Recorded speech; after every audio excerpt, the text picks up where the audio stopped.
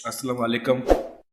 मैं जब यहाँ आ रहा था तो मुझे एक अजीब सी पसोपेश थी कि अगर मुझे माइनॉरिटीज़ पे, रूल ऑफ लॉ पे या कॉन्स्टिट्यूशन में कुछ बात करनी है तो वो मैं कहाँ से स्टार्ट करूँ।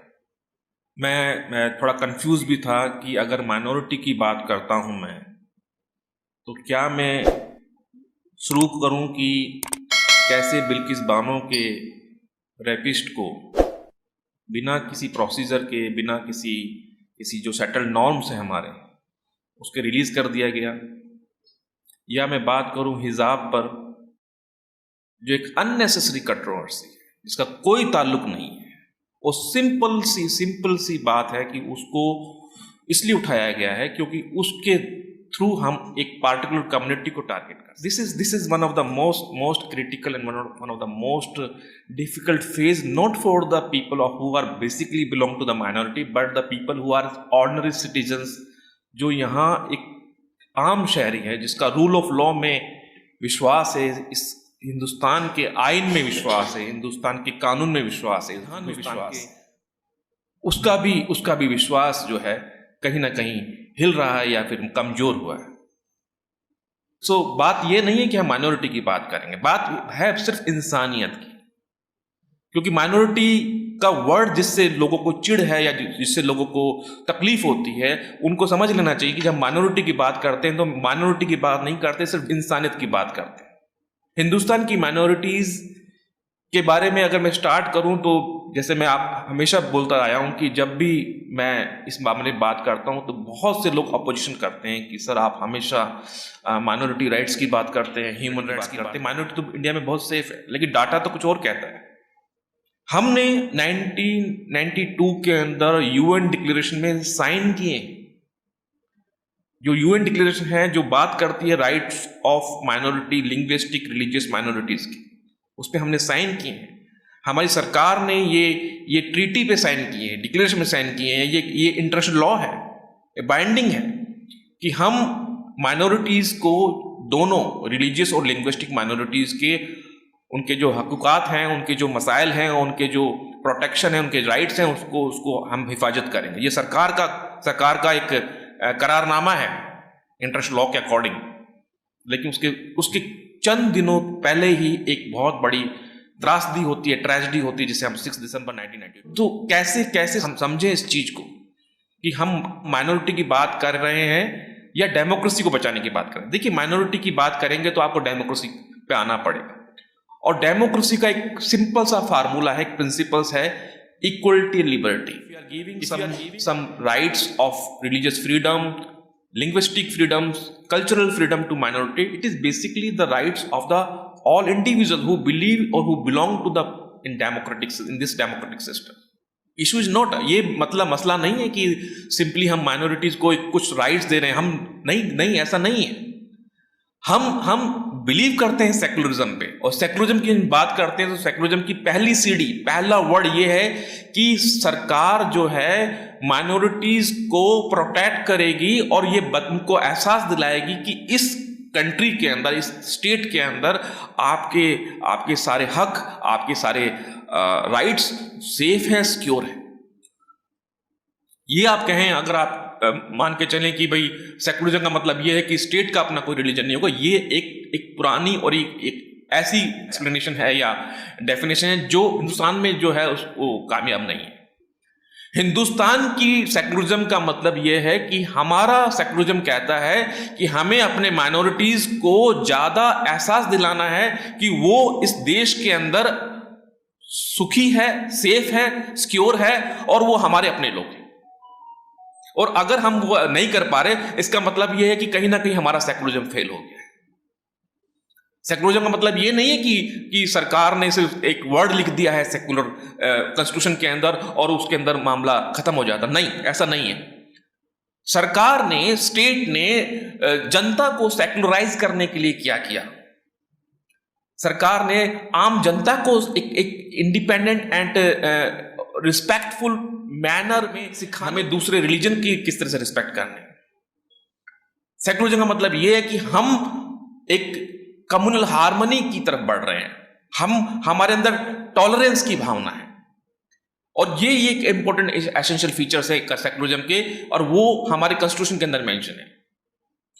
लेकिन आज जो हम हालात देखते हैं, I am very sad and very very sorry to say that a large population of the minority community who are believing in the rule of law, who believe in the Constitution of India, they are gradually losing confidence in the state instrumentalities, and this is the situation of the declining of the state. देखिए कोई भी इदारा जो होता है, जो कोई भी इंस्टीट्यूशन जो होता है, वो अपने आप में माकूल और बहुत ताकतवर और उसकी रिस्पेक्टफुल इमेज ऐसा नहीं बनती कि सिर्फ इसलिए कि उसके अंदर उसके पावर बहुत ज्यादा, नहीं, ऐसा नहीं है। स्टेट के इंस्टीट्यूशन को मजबूत स्ट्रांग बनाता है जनता का विश्वास, और अगर एक खास कम्युनिटी का विश्वास हिल गया है या हिल रहा है तो ये एक बहुत बड़ी क्राइसिस वाली बात हो जाती है। ये मतलब कि आप कह सकते हैं कि हम उस सोसाइटी को रिप्रेजेंट नहीं करते जिसे हम सिविलाइज कहते हैं, क्योंकि सिविलाइज सोसाइटी की खास हमारे दुख दर्द सभी कौमों के, हमने मिलके रहना है, मिलके रहेंगे। कोई जाने ना जाने, लेकिन मुझे मालूम है कि जमात इस्लाम के जो यहाँ पे सरबराह बैठे हैं, और इस मरकज की एक अपनी एक हिस्ट्री रही है हिंदुस्तान की आज़ादी के अंदर, और कितना कुर्बानियाँ दी। अगर कोई मुझसे पूछे कि आप किसको कहेंगे कि मरकज या जमात इस्लाम हिंद ने क्या कुर्बानियाँ दी, मैं कहूँगा उसका नाम टॉप पर है। अगर हिंदुस्तान की सेकुलरिज्म को बचाने के लिए, इसके ताने बाने को बचाने के लिए जमात इस्लाम हिंद ने क्या क्या किया, तो लगता है कि मुझे बताने की जरूरत नहीं, इतना है कि वो बताया भी नहीं जा सकता। ये हमारा सेकुलरिज्म है। लेकिन सवाल यह है कि क्या वास्तव में सेकुलरिज्म को बचाने की जिम्मेदारी माइनॉरिटीज की है? नहीं, ऐसा नहीं है। देखिए माय डियर फ्रेंड्स, आप हजरात यहाँ पर सब इंटेलेक्चुअल्स हैं, सेकुलरिज्म को बचाने की जिम्मेदारी माइनॉरिटी की नहीं है। अगर सेकुलरिज्म बचेगा तो हिंदुस्तान बचेगा।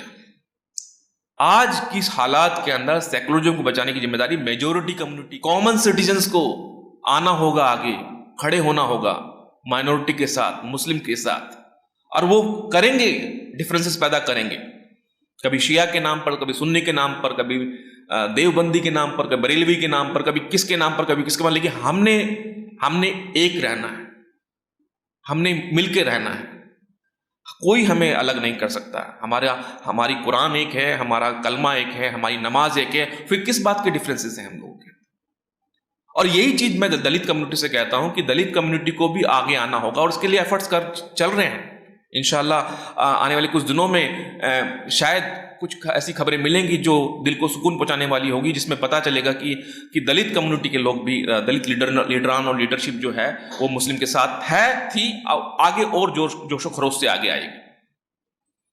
अगर मैं माइनॉरिटीज के मसाइल की बात, माइनॉरिटीज की क्या इश्यूज हैं जो मुझे लगता है कि वास्तव में जिस इशू को तरफ सबसे ज्यादा हाईलाइट करना चाहिए वो ये है कि right not to be killed arbitrarily, right not to be killed in the police violence, right not to be killed in the police custody, right not to be killed in the fake encounter, right not to be spoil the life of the innocent boys in the fake terrorism cases.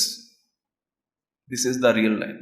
हम कर लेंगे, हम अपने education का इंतजाम करने के लिए कम से कम मैं मान के चलता हूं कि आज एक आम माइनॉरिटीज की, मुस्लिम पार्टिकुलरली मुस्लिम्स की ये खास टेंशन है, उसके लिए कह लीजिए उसकी वरी है कि वो जो स्टेट का जो कम्युनलाइजेशन हो चुका है, अथॉरिटीज का कम्युनलाइजेशन हो चुका है, पुलिस का जो कम्युनलाइजेशन हो गया है, स्टीरियोटाइपिंग हो गई है, वो एक खतरनाक बात है, और ये सही बात नहीं है, ये अच्छी बात नहीं है, हमारी डेमोक्रेसी के लिए अच्छी बात नहीं है।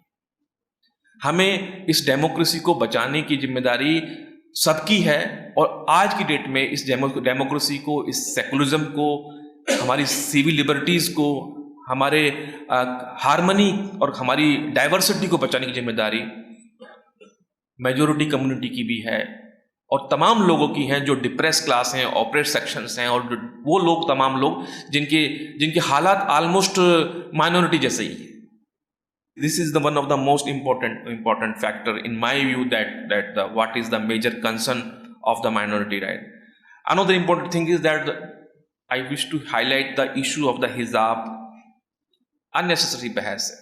आपको शौक लगेगा कि मैं लॉ पढ़ाता हूं, और मैं लॉ कई सालों से पढ़ा रहा हूं, और मैंने पूरी हिस्ट्री पढ़ी इंडियन कॉन्स्टिट्यूशन की. कैसे 70 सालों से हिजाब को लेकर इस हिंदुस्तान, केरला हाईकोर्ट का जजमेंट है, हिजाब is a religious part of the religious practice. मैं पर्सनली आप मुझसे मेरी जाति राय क्या है हिजाब के मामले में, तो मैं आई एम अगेंस्ट. मैं नहीं चाहता कि हमारी बच्चियां जो हैं बुर्का पहने या हिजाब पहने. Personally I am against. लेकिन अगर हमारी बच्चियां पहनना चाहती है, this is matter of choice, और ये कम्युनिटी से आना चाहिए, ना कि हमारे यहां से आना चाहिए. स्टेट अथॉरिटी नहीं कह सकती. Please, to be very frank, state authority cannot force somebody to remove or not to follow the hijab practice. If they are not happy, if they are not comfortable, they themselves decide whether they continue the hijab or not. Who are you and what are you? How the state can interfere in the religious practice? And I'm very shocked. मैं बहुत shocked हूं. समझ नहीं आता मुझे मैं कैसे react करूं कि जो कोर्ट के जो जजमेंट है, with all due respect to the honourable judiciary, but I am differ respectfully with certain observation. One thing is very clear that the courts are not expert in the theosophical theocratic matter और religious matter of the Islam. मैंने भी थोड़ा बहुत इस्लाम पढ़ा है, थोड़ा बहुत तो मैं जानता हूं, थोड़ा बहुत. और जहां तक मेरी समझदारी है कि जो नमाज है, रोजा है, हज है, ज़कात है, उनके अलावा कुछ कल्चरल प्रैक्टिस होती है. जो हिजाब का मामला है वो भी कई मामलों में इंपॉर्टेंट है. इस part of the religious practice में कोई शक शुबा नहीं है. उसके बावजूद इस तरह के जजमेंट आते हैं तो तकलीफ होती है कि हमारा ये वो जुडिशरी है जिस पे हम नाज करते थे, जिसकी हम रिस्पेक्ट करते हैं अभी भी, लेकिन शायद वो रिस्पेक्ट जो है वो कहीं ना कहीं कमजोर हुई है. तो हिजाब वाले मामले पे आप, और दूसरी बात, मेरे यहाँ पे तमाम हजरात बैठे हैं, इंटेलेक्चुअल समझदार हैं, मैं आपको बोलूंगा कि प्लीज आप जो है इस मामले को ना आगे बढ़ाएं, क्योंकि वो चाहते हैं कि आपका रिएक्शन आए. वो जानबूझकर ऐसा चाहते हैं कि आप रिएक्ट करें. और जैसे ही पिछले ट्रिपल तलाक के मुद्दे पे हुआ था, हमें मालूम है उसमें कितनी बच्चियों ने, कितनी लेडीज़ों ने, कितनी मुस्लिम खवातीन ने एफआईआर करवाई ट्रिपल तलाक के मुद्दे, हमें मालूम है. वो 2, 3, 4, 5 जगह उस पर. लेकिन अगर हम हिजाब के मुद्दे पर हम आगे बढ़ेंगे तो वो चाहते हैं कि आप ऐसा रिएक्ट करें. हमें असर्टिव दूसरे तरीके से होना पड़ेगा, क्योंकि समझ लीजिए कि जब ये बात आएगी ना रिलीजियस प्रैक्टिस की, तो फिर आप एक सिख को भी आप कैसे अलाउ करेंगे कि वो एक पगड़ी पहन के स्कूल में, और भी दूसरे मजहब के लोग हैं, कोई तिलक लगाता है, कोई जनेऊ पहनता है, कोई क्या करता है, क्या सबको मना करेंगे आप? देखिए बहुत कॉम्प्लिकेटेड मामला है. ये लोग चाहते हैं कि आपका रिएक्शन आए और आप सड़कों पे उतरें और इस तरह के मामलात में. और मैं कह रहा हूं कि ये अपने कॉन्ट्रडिक्शन खुद फंस जाएंगे बहुत बुरी तरह से. तो हिजाब का मुद्दा है एज ए कम्युनिटी क्योंकि मैं जैसे मैंने आपको बताया कि personally I am very much against the हिजाब, कि हमारी बहन बेटियां जो हैं हिजाब पहने या वो, लेकिन अगर वो नहीं पहनना चाहती तो उनकी तरफ से आना चाहिए. लेकिन हम स्टेट इंपोज नहीं कर सकता कि आप पहने या ना पहने. ये मैटर चॉइस का है. और सवाल ये है कि क्या माइनॉरिटीज के बच्चे स्कूल में एजुकेशन के हकदार हैं या नहीं? क्या उनको इसलिए मना किया जाएगा कि वो उनकी कल्चरल प्रैक्टिस डिफरेंट है फ्रॉम द मेजॉरिटी कम्युनिटी? ये मुद्दा है सवाल. इसके अलावा एक और मुद्दा है जो मैं अक्सर सोचता हूं कि क्या वास्तव में इस देश के अंदर, इस कंट्री के अंदर, इस मुल्क के अंदर national commission for minority exist करता है या नहीं करता? कहां कोई कुछ ग्राउंड पे कॉन्स्टिट्यूशन के अंदर है कि भाई national commission for schedule caste है, शेड्यूल ट्राइब है, लेकिन नेशनल कमीशन फॉर माइनॉरिटीज का एग्जिस्ट ना होना इस बात का सबूत है कि नेशनल कमीशन फॉर माइनॉरिटीज जो है वो उसको कॉन्स्टिट्यूशनल स्टेटस नहीं मिला है। और हम चाहेंगे, मैं कई सालों से लिख रहा हूं इस चीज को, कई मौकों पर मैंने बात की है कि नेशनल कमीशन ऑफ माइनॉरिटी आज की डेट में पूरी तरह डिस्फंक्शनल बॉडी है। आपको पता है कि उसके अफसरान, उस पर ज्यादा मैं बहस नहीं करना चाहता, लेकिन जितने मुद्दे आए, आप दिल्ली दंगों का मामला देखिए, कहीं नेशनल कमीशन ऑफ माइनॉरिटी नजर नहीं आया, हिजाब मामले मुद्दे पर मामला नजर नहीं आया, और भी आप जितने मुद्दे गिनेंगे उतने मुद्दों पे नजर नहीं आएगा। क्यों नहीं है? इसके लिए हमें ये देखना पड़ेगा कि कम्युनिटी की तरफ से ये डिमांड आनी चाहिए कि नेशनल कमीशन ऑफ माइनॉरिटी को भी आपने कॉन्स्टिट्यूशनल स्टेटस देना है। एक बार वो मिल जाएगा तो काफी मसाइल जो है, मेरा अपना मानना है कि वो सॉल्व हो जाएंगे, काफी चीजें ठीक हो जाएंगी। बट ये सिर्फ कॉन्स्टिट्यूशनल स्टेटस देने से काम नहीं चलेगा। कॉन्स्टिट्यूशनल स्टेटस मिल जाता है एनसीएम को, उससे काम नहीं चलेगा। एनसीएम के जो तमाम ओहदेदार हैं और जो तमाम बड़े अफसरान हैं या बड़े उसके जो प्रेसिडेंट वगैरह हैं, उनको जमीन से जुड़कर काम करना पड़ेगा।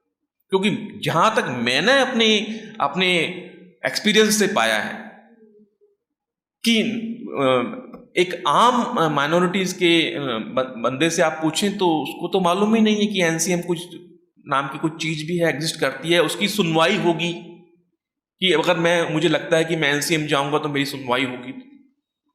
तो ये इस तरह का इदारा है जो मतलब कि एग्जिस्ट करता है, लेकिन उसकी कोई अहमियत नहीं है, उसकी कोई पोजीशन नहीं है। ये किस तरह के इदारे बनाए हैं हमने। तो this is very very very important, very important. दूसरी बात ये कि देखिए, अभी recently UN secretary general India आए थे। उन्होंने जो बातें कही वो बातें हैं कि हमारे लिए as a democratic country, India as a democratic country, एक यूएन का टॉप ऑफिशियल्स हमको लेक्चर दे रहा है कि आप डेमोक्रेसी के मामले में अपनी इमेज को इंप्रूव करें, ठीक करें। वो बता रहे हैं इंडिया में आके, world's largest democratic country of the world, India as a world largest democratic country, बता रहे हैं कि यहां पर हालात खराब हैं। यहां पर जो हेट स्पीच का मामला है वो कंट्रोल से बाहर है। ये कौन लोग हैं जो हेट स्पीच देने के बावजूद भी साफ साफ बच जाते हैं? अगर एफआईआर भी होती है तो बहुत मामूली धाराओं में होती है, बहुत बेलेबल या बहुत ही मिनिमम फाइन वगैरह जैसे चार्जेस पे एफआईआर होती है। सवाल ये है, यूएन की बॉडी को ये नजर आ जाता है, लेकिन हिंदुस्तान की सबसे बड़ी अदालत को ये नजर नहीं आता है। ताज्जुब है, अफसोस है कि यूनाइटेड नेशंस, जो अमेरिका में इतना बड़ा इदारा है, दुनिया भर की सबसे बड़ी पार्लियामेंट है, उसका चीफ इंडिया में आके लेक्चर देता है कि आपके यहां हेट स्पीच जो है वो एक इंपॉर्टेंट इश्यूज है, आपकी माइनॉरिटीज खतरे में हैं, आपकी माइनॉरिटीज जो है अपने आप को सहमा महसूस कर रही है, आप इसके मामले में कुछ कीजिए। लेकिन जो हमारी सबसे बड़ी अदालत है और हमारी छोटी जो हमारी अदलियां हैं, वो उनको नजर नहीं आता। बड़े अफसोस और बड़े शौक की बात है। ये जो चीजें हो रही हैं माय डियर फ्रेंड्स, मैं ये मान के चलता हूं ये एक प्रॉब्लम नहीं है, ये प्रॉब्लम नहीं है। These are the symptoms of the big problem. Conspiracy कुछ ज्यादा गहरी है या बड़ी है? मैं अक्सर मिलता हूं, ज्यादातर मेरा जो लिखाई पढ़ी का काम है वो, और मैं काफी प्रैक्टिकल लोगों से बात करता हूं, काफी लोगों से स्टडी वगैरह देखता रहता हूं।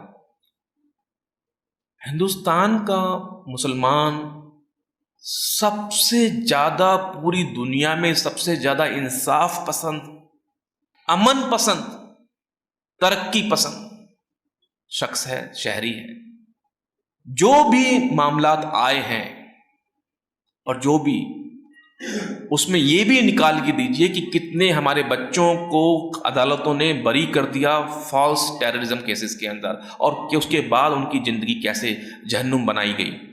कहने का मतलब ये कि हमारा minority community one of the most safe, कभी नहीं रही ऐसी कोई बात जिसमें उन्होंने कुछ फंडामेंटलिज्म की तरफ कोई इशारा किया हो या इशारा दिया हो, या कोई ऐसी एक्टिविटीज़ की हो जो एंटी नेशनल हो, नहीं की। और जो भी है वो सारी बेबुनियाद है, बनाई हुई है, फर्जीवाड़ा है सारा। ये मैं नहीं कह रहा, हिंदुस्तान की अदालतें कह रही हैं। मैं नाम लेना नहीं चाहूंगा किसी पार्टिकुलर अदालत का, कोर्ट का, but there are certain judgements जहां पर कई मामलों में अदालतों ने साफ साफ हमारे बच्चों को रिलीज किया है कि उसके बाद ना कोई उनको कंपनसेशन दिया, ना कोई उनको कुछ नहीं, उनकी ज़िंदगी खराब कर दी गई उनके लिए। ये जैसे मैंने पहले बताया कि ये एक प्रॉब्लम नहीं है, ये एक बड़ी प्रॉब्लम के सिम्टम्स हैं और हमें अभी अलर्ट रहना है। हमने अपने बच्चों को, अपने भाइयों को, अपने आसपास के लोगों को इतना गाइड करना है कि हमें ऐसा कोई काम नहीं करना जिससे कोई हमारे ऊपर उंगली उठाए। दूसरी बात ये कि हमारे बच्चे, जो हमारे नौजवान हैं, वो एजुकेशन की तरफ उनका होना बहुत ज़रूरी है। और मैं बार बार आपसे रिक्वेस्ट कर रहा हूँ कि प्लीज़ आप अपने बच्चों को लॉ पढ़ाइए, कानून पढ़ाइए। हर घर से एक लॉयर होना चाहिए, बहुत ज़रूरी है आज की डेट में। क्योंकि आप लॉ पढ़ेंगे तो आपको कई सारे आपके जो अधिकार हैं, आपके राइट्स हैं, उसके बारे में इंफॉर्मेशन मिलेगी और आपको उन राइट को कैसे डिफेंड करना ये भी समझ में आएगा। लॉ पढ़ेंगे तो आगे बढ़ेंगे। अपने बच्चों को इस तरफ आगे कीजिए कि आप लॉ पढ़ें। दूसरी बात, एक जो सबसे बड़ी बात है हमारे माइनॉरिटी की कम्युनिटी की, जिसकी सबसे ज़्यादा अभी वो है अनएम्प्लॉयमेंट, एजुकेशन। जहाँ तक मैं अपना मान के चलता हूँ कि जामिया मिलिया इस्लामिया और Aligarh Muslim University can't accommodate the entire Muslim community, उनकी भी एक लिमिटेशन है। तो कम्युनिटी को खुद आना पड़ेगा। मुझे मालूम है हालात क्या है। सच्चर कमेटी रिपोर्ट ने कह दिया था, सच्चर कमेटी रिपोर्ट ने कहा था कि हिंदुस्तान के मुसलमानों की हालत हिंदुस्तान के दलितों से ज्यादा खतर बुरी है। एजुकेशन में ये कहीं नहीं है, एम्प्लॉयमेंट में कहीं नहीं है, इंजीनियरिंग कोर्सेज में, मेडिकल साइंस में कहीं नहीं, जॉब्स में कहीं नहीं। अब थोड़ी बहुत यूपीएससी के कुछ बच्चे निकल के बारे में एक तरह के टीवी में प्रोग्राम आते हैं, उसके बारे में तमाम तरह की बातें की जाती हैं। तो सवाल यह है कि हमने क्या कम्युनिटी की तरफ से, मुझे मालूम है कि कुछ कम्युनिटी की तरफ से इनिशिएटिव हुए हैं इस मामले को लेकर कि भाई कैसे यूनिवर्सिटी सेटअप की जाए, लेकिन मैं इतना जानता हूं कि आपके अंदर इतना मादा है, आपके अंदर इतनी कैपेसिटी, काबिलियत है कि आप हर घर से भी 10 रुपये 1 रुपया खड़े खर्च करें तो आप अपनी एक यूनिवर्सिटी स्टैब्लिश कर सकते हैं। आप अपनी खुद की यूनिवर्सिटी स्टैब्लिश कर सकते हैं, आपको जरूरत ही नहीं है किसी की। मेरे मुस्लिम भाई इतने काबिल हैं कि अगर वो 10-10 रुपए भी खर्च करें तो आप एक अपनी यूनिवर्सिटी स्टैब्लिश कर सकते हैं और उसके बाद आप खुद रोजगार देंगे दूसरों को। तो ये एक सजेशन है कि भी किस तरह से ये चीजें हो रही हैं। दूसरी बात ये कि फ्रीडम ऑफ रिलीजन का जो मुद्दा है, कुछ कानून इस तरह के आए हैं जो बहुत तकलीफ पैदा करते हैं। वो कानून ऐसे हैं कि मेरा, जैसे मैं किसी भी रिलीजन को फॉलो करना चाहूं या मैं कुछ भी किसी भी फेथ को मानना चाहूं तो मेरी हिंदुस्तान के आईन ने मुझे ये दी है लिबर्टी, ये राइट दिया है मेरे को। हिंदुस्तान के आईन ने मुझे ये राइट दिया है कि मैं किसी भी फेथ को मानूं, चाहे बुद्धिज्म को मानूं, चाहे इस्लाम को मानूं, चाहे क्रिश्चियनिटी को मानूं, चाहे सिखिज्म को मानूं, किसी को भी मानूं। लेकिन कुछ कानून ऐसे आए हैं जैसे Karnataka anti conversion law, freedom of, जो अभी आया है Karnataka freedom of religion bill 2021, और जो गुजरात के अंदर एक कानून आया है और मध्य प्रदेश में कानून आया है, वो कॉन्ट्रडिक्शन है हमारा कॉन्स्टिट्यूशन से आर्टिकल 21 और 25 का। ये किस तरह के कानून बना रहे हैं? हम क्या अपना मजाक उड़वा रहे हैं पूरी दुनिया के अंदर? आपको मैं एक एग्जांपल देता हूं कि हमारे इसके अलावा भी कुछ कानून ऐसे बने हैं जो क्वेश्चन मार्क है, एक पूरा क्वेश्चन मार्क है हमारे अपने कॉन्स्टिट्यूशन के ऊपर कि क्या वास्तव में हम इस तरह के कॉन्स्टिट्यूशन को बचा पाएंगे इस तरह से, अगर इस तरह के कानून बनाएंगे तो। हमारे कॉन्स्टिट्यूशन में साफ लिखा हुआ, हमारे आइन के अंदर साफ लिखा हुआ है कि हमें अपने हिंदुस्तान की आजादी के अंदर जिन्होंने सैक्रिफाइस किया उनके बलिदानों को बेकार नहीं जाने देना। हम बहुत बात करते हैं फंडामेंटल राइट्स की, लेकिन फंडामेंटल ड्यूटीज भी हैं। उस ड्यूटीज में लिखा हुआ है कि हमने अपने हिंदुस्तान की आजादी में जिन लोगों ने अपनी कुर्बानियां दी, उस कुर्बानियों को हमने बेकार जाया नहीं जाने देना है। और आपको मैं बता दूं कि जलियांवाला बाग जो घटना घटी थी, जो मास्कर हुआ था, जिसमें कितने लोग मर गए, हजारों लोग मर गए। जलियांवाला बाग के अंदर वो जो भीड़ थी, जो पब्लिक मीटिंग थी, वो ऐसे नहीं थी, वो खामाखा नहीं बैठे थे वहां पे मीटिंग के अंदर। वो एक खतरनाक कानून के खिलाफ इकट्ठे हुए थे। वो एक खतरनाक कानून के खिलाफ इकट्ठे हुए थे जिसमें ब्रिटिश हुक्मरान को ये आजादी दी गई थी कि वो किसी को भी शक और शुबा के बुनियाद पर उसको अरेस्ट कर लें, उसको डिटेन कर लें और उसको जेल में सड़ा दें। ख़वातीन हजरात, यहां पर इस समय इस हिंदुस्तान के अंदर, आज के हिंदुस्तान के अंदर हम रॉलेट एक्ट से ज्यादा खतरनाक कानून बना चुके हैं। हम उससे ज्यादा खतरनाक कानून बना चुके हैं, रॉलेट एक्ट से ज्यादा। और उसका सबसे ज्यादा मिसयूज किस पे हो रहा है? माइनॉरिटीज पे हो रहा है। देखिए, मेरी बात सुने, बड़ी सीधी सी बात है कि कोई भी मुल्क तब तक तरक्की नहीं कर सकता जब तक कि उसकी एक खास पॉपुलेशन अंडर प्रिविलेज्ड, डिप्राइव्ड या आइसोलेटेड रह जाए। मेरा जिस हिंदुस्तान की बात मैं करता हूं, जिसका ख्वाब मैंने देखा है, वो हिंदुस्तान वो है जो सबको साथ लेके चलता है।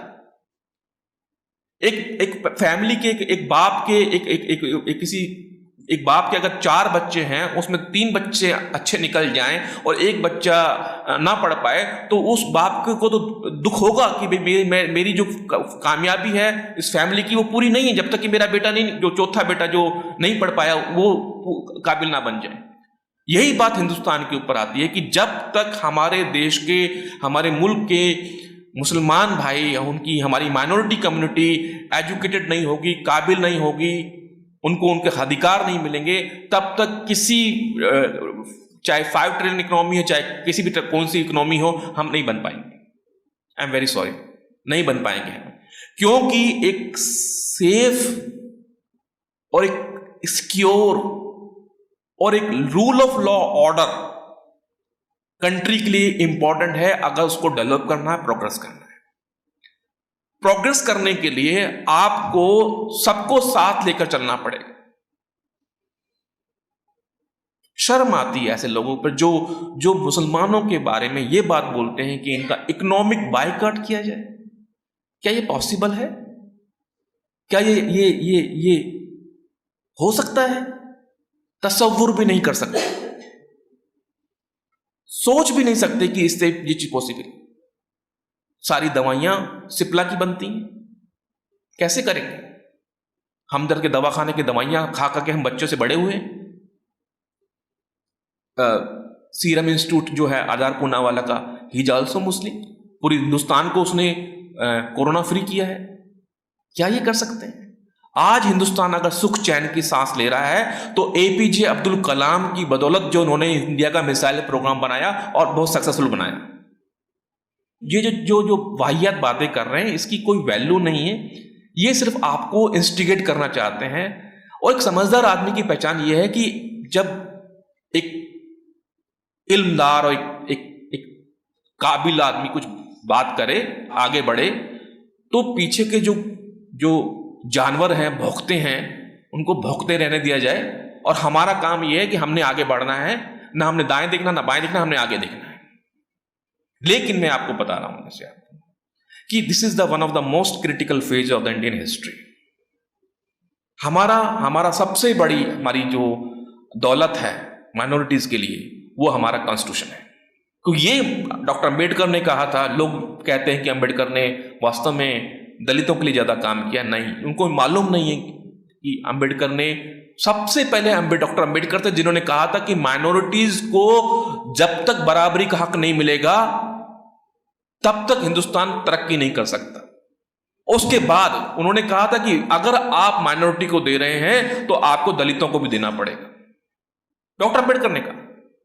जो लोग ये सोचते हैं कि अंबेडकर साहब ने माइनॉरिटी के लिए कुछ नहीं किया, उनको मेरी दरखास्त है कि वो जरा पढ़ लें पहले थोड़ा सा कि वास्तव में डॉक्टर अंबेडकर का कंट्रीब्यूशन क्या था माइनॉरिटीज के लिए, खासकर मुस्लिम्स के लिए की, और वो काफी हद तक उन्होंने उसके लिए काम किया।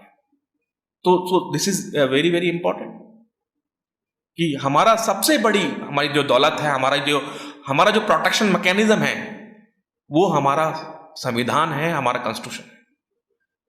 मुझे बड़ी खुशी होती है कि अभी जितने भी मूवमेंट हुए थे, चाहे वो सीए का मूवमेंट हुआ हो, चाहे उससे बाद जो दिल्ली दंगों के बाद कुछ लोगों ने प्रोटेस्ट किया है इंसाफ के लिए, उसमें कॉन्स्टिट्यूशन ऑफ इंडिया की प्रियम्बल को रीड किया गया।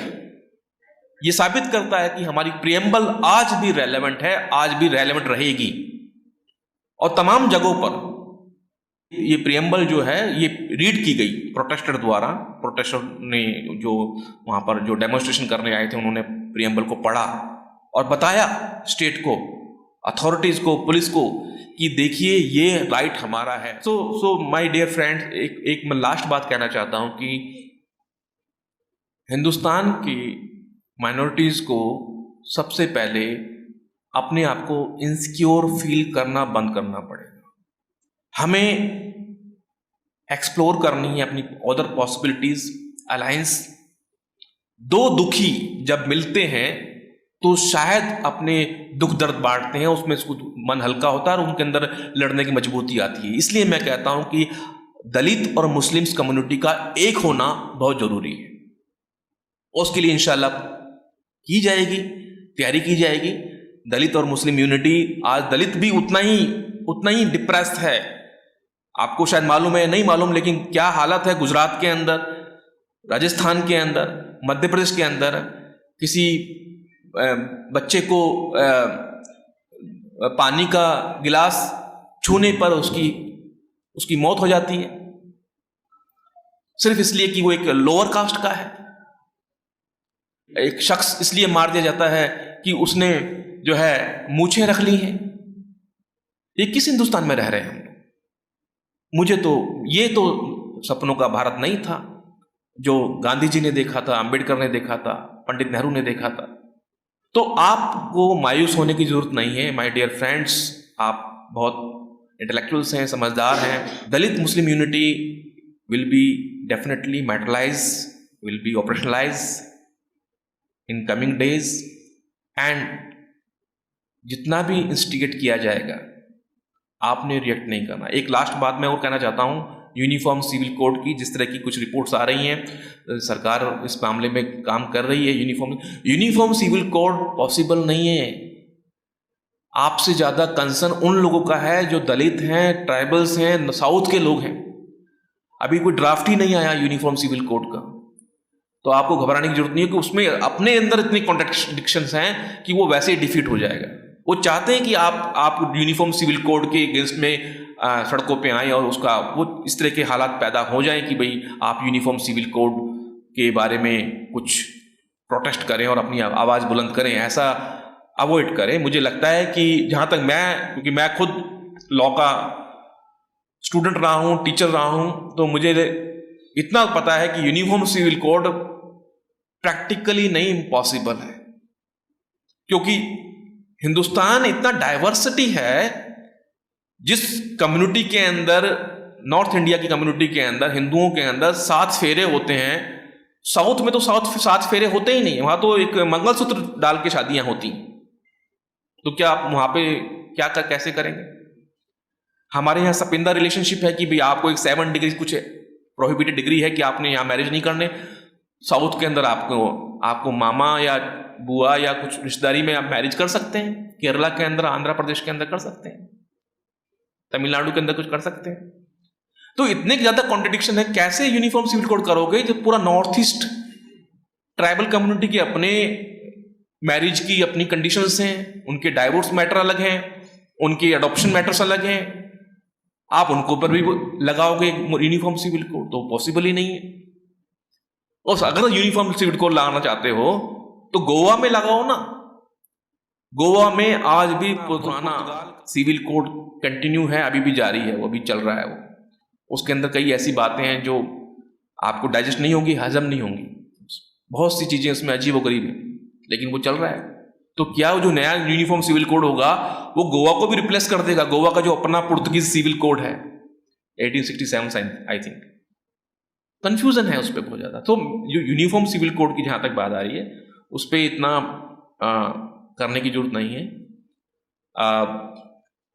दूसरा, मैं लास्ट एक बात कहना चाहता हूं कि जब भी मैं यहां आता हूं मुझे लगता है कि मैं अपने घर आ गया हूं, क्योंकि यहां पर आकर आप लोगों से बात करके, मिलकर इतनी खुशी होती है कि आपके साथ अपनी बात करके, आपको समझा कर, शायद कुछ लोगों के अंदर ये तसल्ली हो जाए कि हालात इतने खराब नहीं है जितने बताए जाते हैं।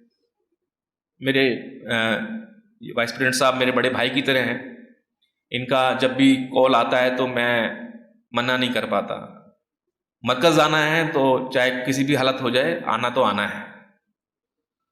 तो with all these words, wish you happy Diwali to all of you and thank you so much for listening me. Please take care. Allah Hafiz. अस्सलामु अलैकुम वरहमतुल्लाहि वबरकातुहू। बिस्मिल्लाहिर्रहमानिर्रहीम। आज के हमारे मेहमान भाई नरेंद्र नगरवाल जी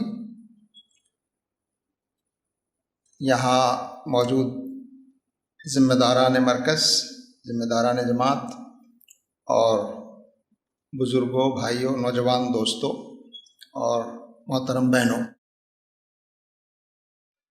आज का ये उन्वान माशाल्लाह हमारे डॉक्टर नगरवाल साहब ने उसके बहुत सारे एस्पेक्ट्स को यहाँ कवर किया है। और जैसा कि बताया कि डॉक्टर नगरवाल साहब मरकज़ के लिए नए नहीं हैं, मुख्तलिफ़ प्रोग्राम्स में आपकी यहाँ आमद रही है और आप अपने मैदान के, अपने फील्ड के एक माहिर समझे जाते हैं और बहुत गहराई से इन्होंने काम किया है, रिसर्च भी किया है।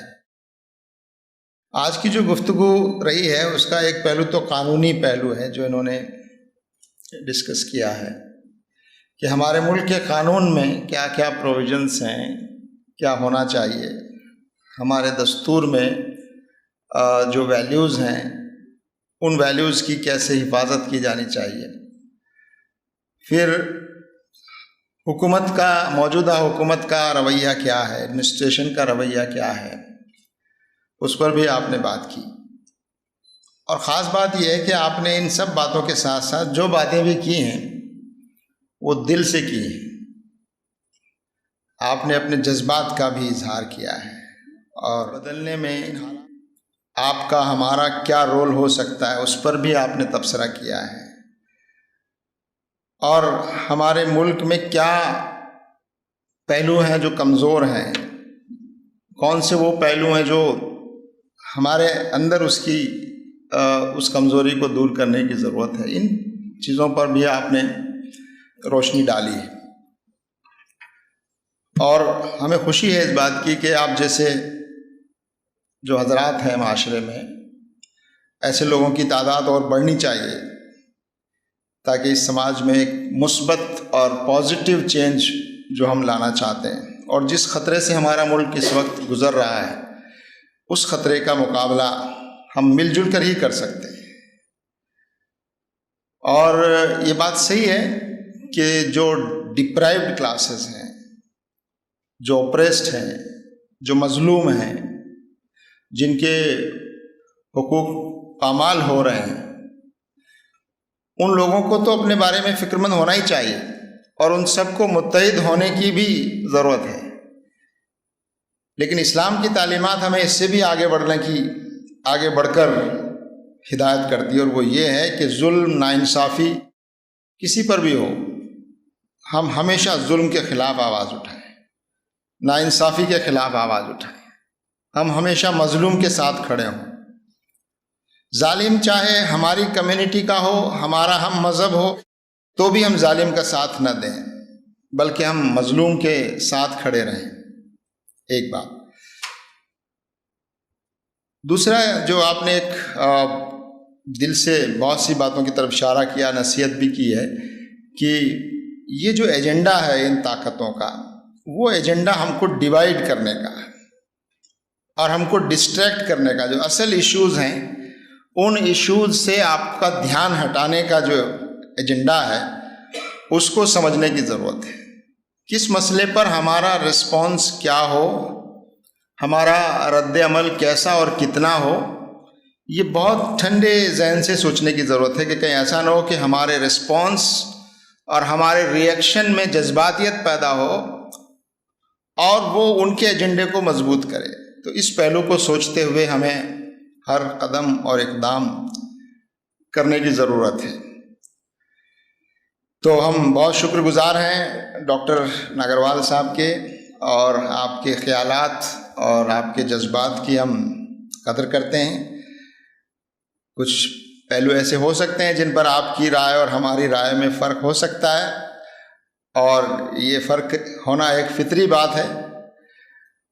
आपने हिजाब के मसले पर अपनी पर्सनल राय का इज़हार किया है, आपको राय रखने का हक़ है, लेकिन हम ये समझते हैं कि हम डिफरेंस ऑफ ओपिनियन को रिस्पेक्ट करते हैं, लेकिन डायलॉग और बातचीत का सिलसिला बराबर जारी रहना चाहिए।